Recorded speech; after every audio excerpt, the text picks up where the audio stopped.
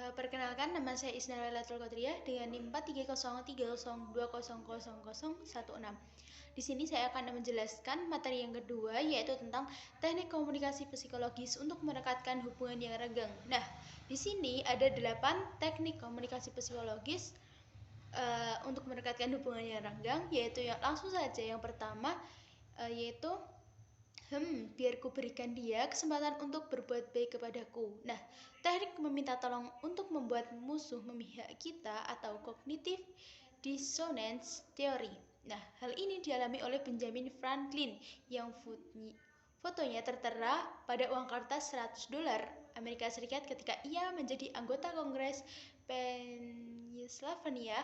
Ada seorang lawan politiknya yang tajam dan itu cukup membuat malu. Ia berpikir keras bagaimana cara menjalin hubungan yang bersahabat dengan orang tersebut dan terlintaslah sebuah ide di kepalanya.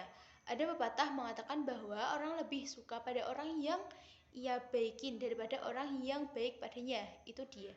Nah, waktu kejadian tersebut, Franklin secara kebetulan bertemu dengan lawan politiknya tersebut di gedung di Gedung Capitol. Namun terjadi hal yang mengejutkan. Jauh berbeda dengan sebelumnya. Ia mengajak berbicara lebih dulu dengan sikap yang sangat sopan. Setelah itu, hubungannya kedua berubah dari yang saling mendiamkan menjadi saling bersahabat. Belakangan Franklin menuliskan dalam autobiografinya. Nah, dari kisah-kisah tersebut, ada juga istilah ini pertama kali ditemukan pada tahun 1950 oleh psikolog Amerika Leon Pfeister dalam A Theory of Cognitive Dissonance. Ia melakukan percobaan pada mahasiswa Stanford University. Setelah menyuruh 2 kelompok mahasiswa untuk melakukan pekerjaan yang membosankan dan tidak berarti, satu kelompok diberi uang $1 dan kelompok lainnya diberi uang $2, lalu meminta seperti ini. Ternyata kelompok yang menerima $1 lebih setuju untuk berbohong. Kelompok ini merupakan mahasiswa kampus ternama di Stanford dan rasa gengsi melarang mereka untuk berkata bahwa mereka melakukan pekerjaan yang membosankan hanya demi $1. Mereka mengalami disonansi kognitif sehingga berusaha melindungi harga diri mereka meskipun dengan berbohong. Nah, dalam kehidupan sosial kita akan memiliki hubungan yang buruk dengan seseorang. Kadangkala mereka yang secara sepihak menyimpan kebencian dan kadang kala itu terjadi hanya karena tidak saling cocok. Pada saat seperti ini, upaya mengembalikan hubungan yang renggang dengan bujukan dan rayuan tidak akan berguna. Cara yang efektif adalah mendekatinya untuk meminta tolong dengan sopan. Nah, itu yang pertama. Yang kedua yaitu kenapa ada permintaan maaf yang berhasil dan ada permintaan maaf yang berhasil dan ada permintaan maaf yang dicaci. Nah, permintaan maaf pun ada rumusnya, apology theory. Nah, di dalam sini meminta maaf adalah mengakui kesalahan Anda dan meminta korban untuk mengampuni Anda. Sedangkan Profesor Aaron Lazare menambahkan bahwa secara istilah permintaan maaf bukan sekedar pengakuan kesalahan dan ampunan, tetapi juga merupakan kunci untuk mengurangi konflik. Nah, permintaan maaf sering dianggap sebagai simbol kelemahan, tetapi pada kenyataannya membutuhkan kekuatan yang sangat besar menurutnya.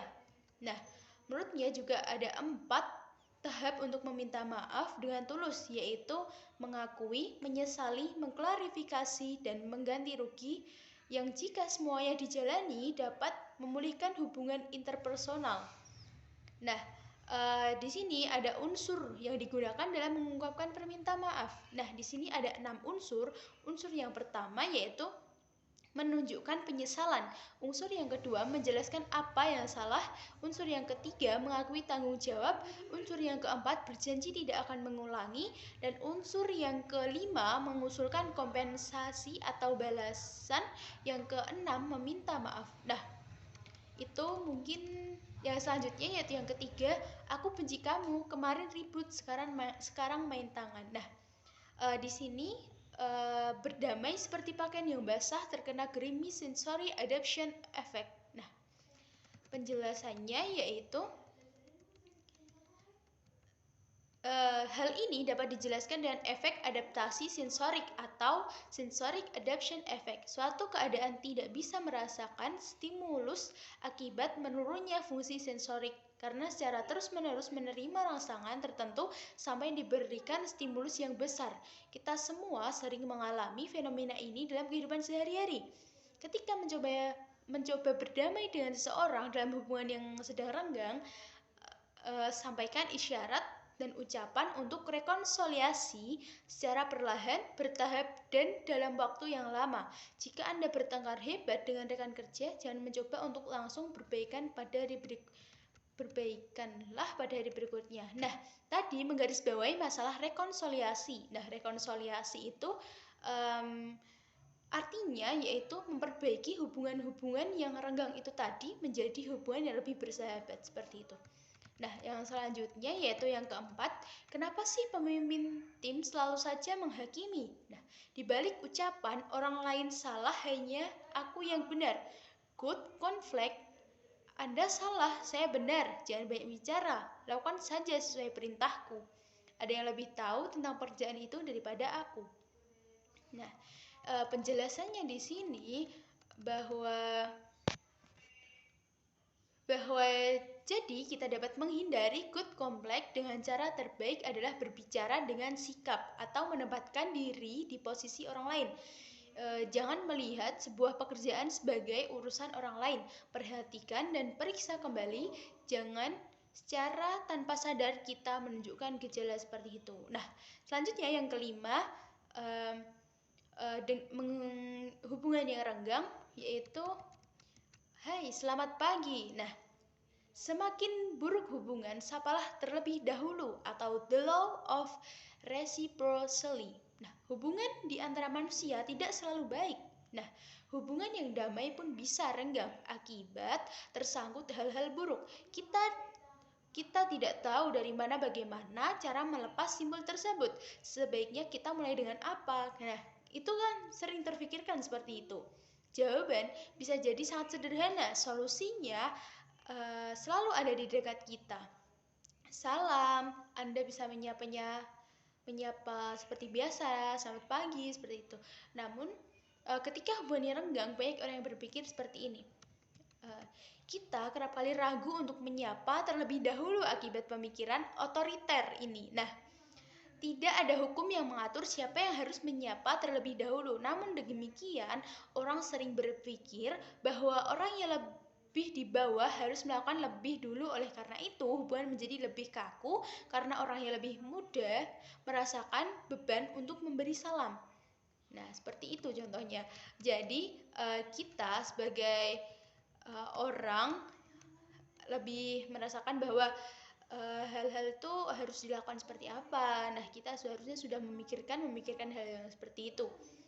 Nah, sikap terlebih dulu itu juga penting karena berbuat baik itu juga sangat penting. Nah, contohnya sapa dan majulah lebih dulu terlepas dari usia, jabatan. Namun demikian ada 4 hal yang perlu diingat saat menyapa terlebih dahulu. Nah, yang pertama yaitu terus menyapa walaupun orang itu mengabaikan kita. Nah, kenapa aku harus melakukannya? Jawabannya mungkin ada yang sulit menerima mengapa kita harus terus menyapa meskipun diabaikan. Saya tidak menyuruh Anda untuk keras kepala. Ketika hubungan renggang, wajar jika orang tersebut sulit untuk langsung merespon sapaan Anda. Bisa jadi ia kebingungan dan bertanya-tanya, mengapa dia seperti ini? Atau aku salah tangkap? Namun bila secara konsisten menyapanya di hari ini, berikutnya dan hari berikutnya lagi, ia pun akan merasa lega untuk menerima salam Anda sepenuhnya. Seperti itu. Yang kedua yaitu, sapalah dengan ucapan yang jelas sampai selesai. Tidak ada gunanya menyapa dengan setengah hati dan tidak sampai selesai. Anda harus menyapa dengan tegas agar bisa dipahami oleh orang tersebut sehingga maksud Anda untuk tersampaikan dengan baik dan benar. Nah, selanjutnya yaitu yang ketiga, bungkukkan punggung di saat formal. Nah, membungkukkan kepala saja tidak cukup sekarang. tidak cukup. Sekarang Anda dapat mempunyai tujuan yang pasti bahwa Anda akan memperbaiki hubungan agar tidak memburuk. Membungkuklah dengan sopan adalah hal yang wajar saat memberi salam. Meskipun awalnya orang tersebut ragu untuk menerima salam Anda. Di kemudian hari ia pun akan membalas menyapa dengan cara yang sama. Seperti itu. Selanjutnya yaitu yang keempat, jangan hilangkan senyum dari wajah Anda. Nah, selalu bersenyum. Lebih baik tidak menyapa bila wajah tertutup kaku. Jika Anda pernah sekali saja mengalami betapa hebatnya kekuatan sapaan, selamat pagi, dengan senyuman yang cerah, Anda akan mengikuti saran ini dengan senang hati. Saling menyapa dalam kondisi hubungan baik saja tidak mudah, terlebih lagi dalam hubungan yang renggang. Nah, namun bila Anda masih akan bertemu lagi dengannya, Anda harus berusaha. Bagaimana caranya? Ingat bahwa tidak ada cara yang lebih mudah dan pasti untuk memulihkan hubungan daripada mengucap salam. Nah, selanjutnya yaitu yang keenam, kamu tidak tahu, aku sih mudah menduganya. Hindai bias, kebiasaan yang membahayakan hubungan. Nah, kukira kamu yang membuat keputusan ini. Kenapa kamu terkejut? Kamu tidak tahu dia akan begitu. Aku sih sudah menduganya. Bukankah sudah jelas akan jadi seperti ini? Nah, ada orang-orang yang gemar mengatakan dugaan ketika sesuatu yang buruk telah terjadi. Mereka berbicara seakan telah menembus hingga kesalahan atau masalah yang akan dibuat oleh seseorang. Namun, ini adalah ilusi besar atau ilusi ini bermula dari bias prediksi atau hindsight bias. Nah, bias prediksi adalah kecenderungan untuk mempercayai bahwa diri sejak awal sudah mengetahui hasil dari sesuatu. Setelah mengetahui suatu hasil ini dikenal juga sebagai efek selama ini aku sudah tahu. Know it all along effect. Nah, fenomena ini pertama kali diperhatikan oleh psikolog Amerika yaitu Baruch Virchow. Dalam sebuah seminar, ia mendengar para dokter internis kompak berkomentar seperti ini tentang sebuah kasus. Nah, seperti itu. Yang selanjutnya yaitu yang ketujuh, dulu aku itu. Nah, berpikiran terbuka terhadap sebuah bualan atau overconfidence effect. Hasil jepretanku bagus kan? Nah, itu sering sekali ya terjadi. Kalau soal itu, serahkan saja padaku. Aku jagonya. Tidak ada yang bisa menandingiku. Soal minuman seperti itu. Manusia memiliki kecenderungan untuk mengemas diri mereka terlebih tinggi. Lebih tinggi dari yang sebenarnya. Meskipun keadaannya berbeda-beda, setiap orang memiliki tabiat untuk menilai dirinya sendiri lebih tinggi. Nah, kita sendiri tidak perlu menganggap ucapannya sedikit melebih-lebihkan sebagai masalah kemanusiaan dan kita juga tidak perlu memeriksa faktanya. Seperti itu.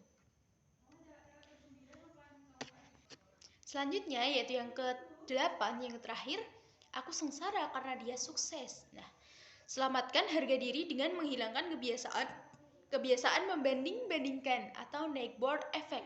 Sebuah kecenderungan untuk menilai diri sendiri dengan cara membandingkan dengan kekayaan, tingkat konsumsi, status sosial, tetangga disebut dengan efek tetangga atau neighbor effect. Nah, hal ini dikenal juga dengan istilah keeping up with the Joneses. Dalam komik strip Amerika, Keeping Up with the Joneses. Nah, ada kisah yang mengambil psikologi membandingkan dari orang-orang.